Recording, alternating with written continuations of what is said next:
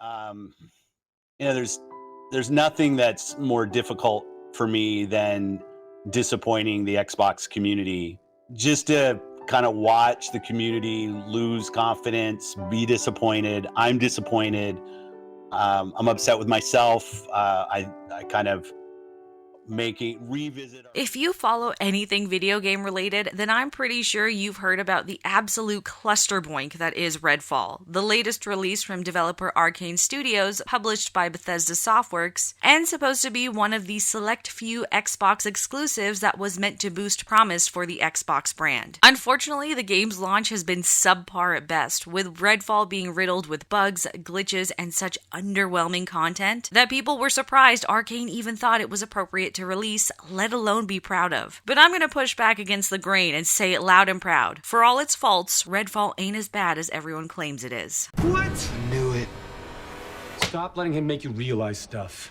Redfall takes place in the fictional town of Redfall in Massachusetts. After an experiment gone wrong, the town is taken over and isolated by the floating undead, and it's up to you as the player to free the town of bloodsuckers and their human collaborators and restore it to its former glory, alongside the option to play as one of 4 specialized characters: Jacob, the military op, Devinder, the cryptozoologist, Lila, the in-debt telekinetic, and Remy, the combat engineer. You'll meet townsfolk who are equally dedicated to taking their once peaceful town back. Each of the 4 class characters have an upgradable skill tree that is meant to give you a unique edge throughout the gameplay. Since I'm essentially John Wick in shooters, I went with Jacob, the private military op. Jacob's equipped with a crow that acts as a temporary UAV, a cloaking ability, and a ghost sniper as his super. Other upgradable skills across all 4 characters include health, ammo, and regenerative improvements. Once you've selected your player, you wake up on an abandoned boat and are introduced pretty quickly to this vampire-infested town. The story is told through mission descriptions and notes found across the world, as well as pretty bland interludes that paint enough of a picture of what's going on, but not enough to keep you enthralled, let alone know what the heck is going on. Periodically through my playthrough, I found myself totally forgetting that there was an actual plotline happening between all the shooting, staking, and bugging. You'll end up finding your way to a fire station, which acts as a central hub for the remaining survivors, as well as an automatic respawn point for you. While Redfall Commons has the fire station, the second part of the game you unlock, called Burial Grounds,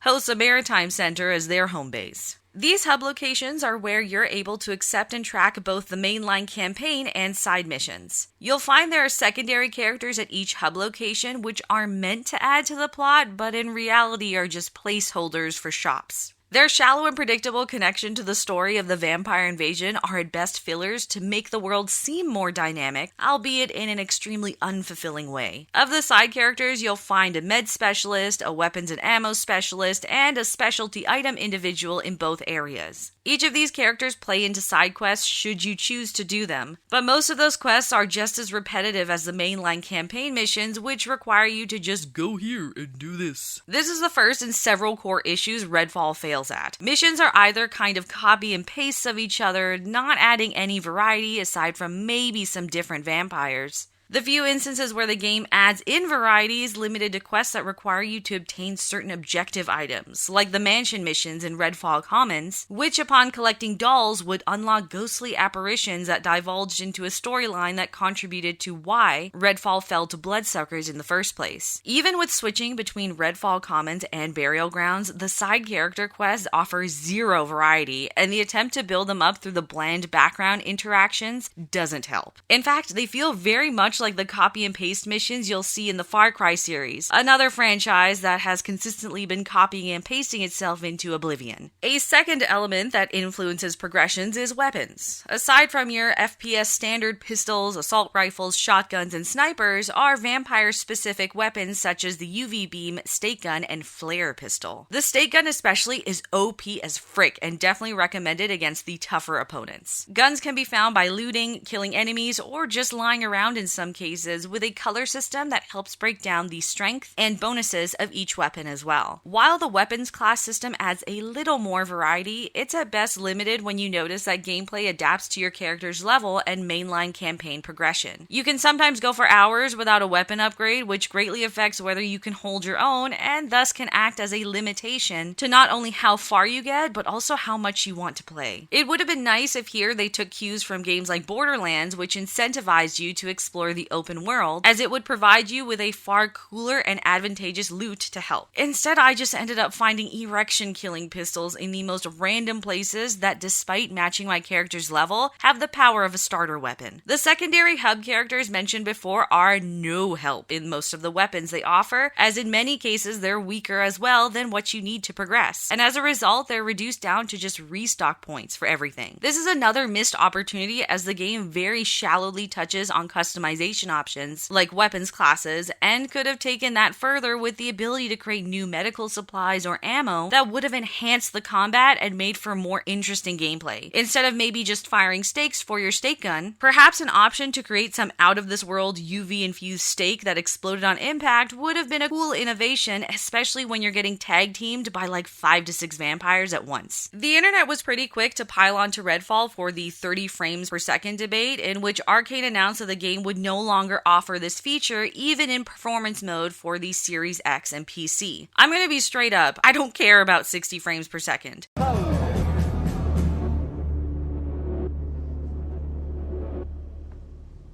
While I can understand that we've reached a point where this should ideally be the norm, if a game runs smooth enough that I don't notice frame rate, that's good enough for me. I also understand the other side, in which devs have come out to admit that the high frame rate can end up sacrificing other elements. Thus, even on launch week on the Series X, frame rate was never an issue for me personally. Now that we got that out of the way, the biggest issue. This game is dated from the get-go and is no way a reflection of what Arkane can do. The studio's most famed releases, Dishonored and Dishonored 2, put them on the map and were at the time major players in gaming. Their 2017 release, Prey, was phenomenal and is far more representative of the potential Arkane has. I highly recommend giving that game a try if you want a fun, futuristic sci-fi action adventure. While artwork can be considered a backseat if a game is fundamentally good, when it comes to the semi-open world shooters, the bar has long been set for more realistic renditions, especially for AAA releases like this. So it's a disappointment that shines through very obviously here, as the vampire-infested world is unique and one that should have taken full advantage of modern-day improvements that allow you to see horrifying monsters, grotesque gore, and all-out devilish blood-sucking evil. In the instances that should have created more shock for the viewer, like finding a survivor by a loot stash or moving note, I found myself asking why the hell there was a dude taking a nap covered in ketchup. This slack is even worse when you consider that there are some pretty cool vampire creatures that appear and end up looking like bootleg blades and the evil version of Beauty and the Beast Lumiere. To balance out the vampires that look cool are just bland Neo rejects of various skin tones, ESG, that get old really quickly and diminish a lot of the horror elements this game could have had. Even the staking animations are extremely limited. Speaking of artwork, I almost forgot about the cutscenes. If there's any way to kill any boner you could have had for this game, it's in the cutscenes. The game fails to give depth to any of the characters through them, and they're just bland still images with poor voice acting over it in most cases. I didn't care for them, they didn't change what little plot there was, and it was another instance of failing to capitalize on how visually terrifying a vampire world could be. Lastly, this game is buggy as hell and another in a long line of AAA releases that focus on putting out product instead of putting out quality product. Characters float or sag through environments, singular bosses sometimes spawn 2 to 3 times before they're actually defeated and can complete a mission, map objectives glitch out between sessions, and enemy AIs are so unfinished that you can legitimately stand at 50 yards away and kill a high-level boss without doing anything. What bugs end up revealing is that what should have been an opportunity for Xbox to gain a better leg in the competition is instead an unpolished mess that doesn't reach the potential it could have had. It's not reflective of Arkane's talents, and it is very obviously an unfinished game on every level that counts. Now, even with all the negatives, some of which I've probably probably missed, I'm actually enjoying Redfall. Why? 2 reasons. The difficulty adapts to where you are in the main campaign, and the co-op mode is where this game truly shines. While none of the issues I mentioned prior disappear, the enjoyment I have for this game is 100% dependent on the co-op mode that I've been taking full advantage of with my MMM co-host Cannoli Sasquatch. We could agree that this game was essentially an unpolished turd, but gosh darn it, was it fun busting vamps and failing non-stop in boss fights together. As odd as it may sound, I haven't had this much fun in a co-op setting since I did a Halo 1 through 5 campaign run with several of my buddies during the peak of lockdowns up here in Cucknadia. The option for the character selection is played up nicely, imperfectly, but enough that you can end up with some pretty fun combat when taking down enemies. Additionally, all those bugs became 1,000 times funnier when seeing my co-op companion react to them. In the time I spent playing solo was all meant to help propel the co-op experience by discovering new waypoints, unlocking new boss missions, and uncovering cool loot spots that would help enhance my experience when playing with someone else. In terms of enemy difficulty, I was actually pleasantly surprised to notice that general enemies got more difficult as I progressed through the mainline campaign. They still had a ton of stupidity in their AI movements, but they posed more of a challenge which kept the gameplay from getting too stale. In conclusion, while the issues are tenfold and unforgettable, if a game still elicits a joy in some way, which this one certainly does in co-op mode, I think it's fair to say that it's a mid-release at the very least. In fact, the co-op is essentially the only reason why I push this game from bad to mid. Okay, maybe my love for all things vampire too. The artwork is lazy, the gameplay is unpolished, the idea is poorly executed, and the horror never quite rises up, but it's a fun time when paired with the right group of friends. Redfall could have succeeded had it been given more time, and from the sounds of it, more input if the claims that Xbox had no control on this release are true. Hot take, again, I guess. I'm gonna be one of the few to say that Xbox has been killing it on the indie release front, with games like Scorn, Pentiment, High on Life, and Hi-Fi Rush. So with Redfall, it's a shame that parts of their enterprise are not matching that energy with this larger release that held so much potential. Anyways, that's all I've got for you. Thanks for tuning in and stay frosty, friends.